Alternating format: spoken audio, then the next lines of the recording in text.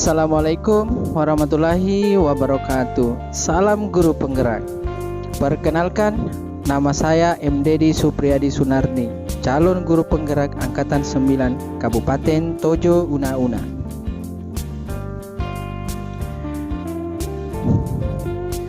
Pada kesempatan ini, saya akan memaparkan kesimpulan dan refleksi dari pemikiran Ki Hajar Dewantara pada tugas koneksi antar materi modul 1.1.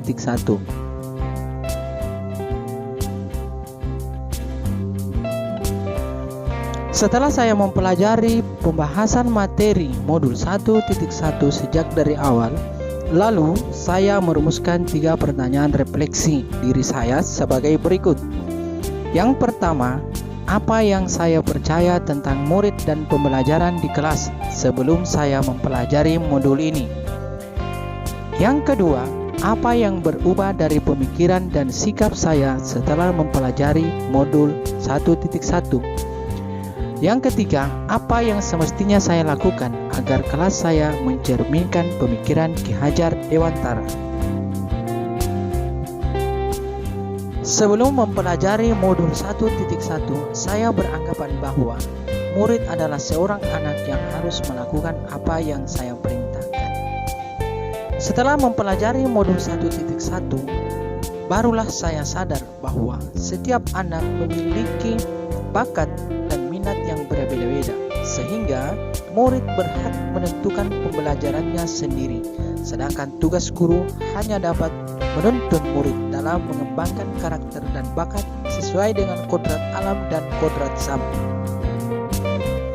Sebelum mempelajari modul 1.1, saya beranggapan bahwa semua murid harus mengikuti cara belajar yang saya lakukan. Setelah mempelajari modul 1.1, saya sadar bahwa guru tidak dapat memaksakan cara belajar sesuai keinginannya, melainkan guru hanya dapat memfasilitasi murid agar menjadi manusia seutuhnya.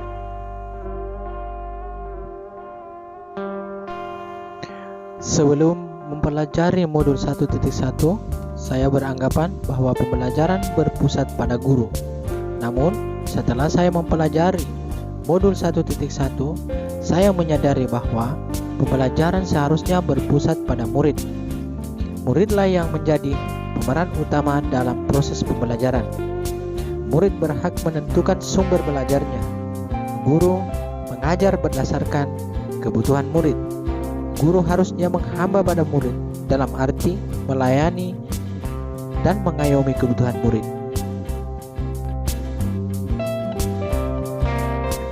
Adapun metode pembelajaran yang sering kali saya gunakan sebelum mempelajari modul 1.1 adalah metode ceramah, yang mana sangat minim keterlibatan murid dalam proses pembelajaran.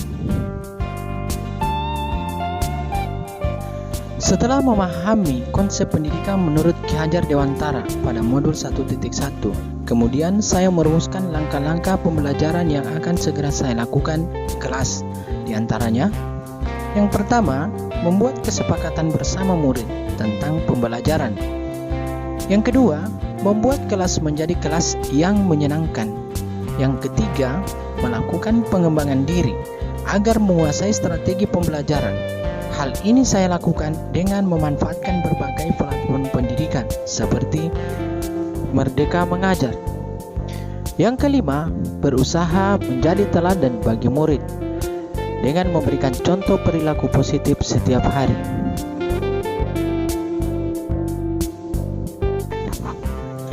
Saya berharap dapat mengimplementasikan semboyan Ki Hajar Dewantara, yaitu Hingarso Suntulodo yang di depan memberi teladan, Madya Mangkarso di tengah memberikan bimbingan, dan Tuturi Handayani di belakang memberi dorongan.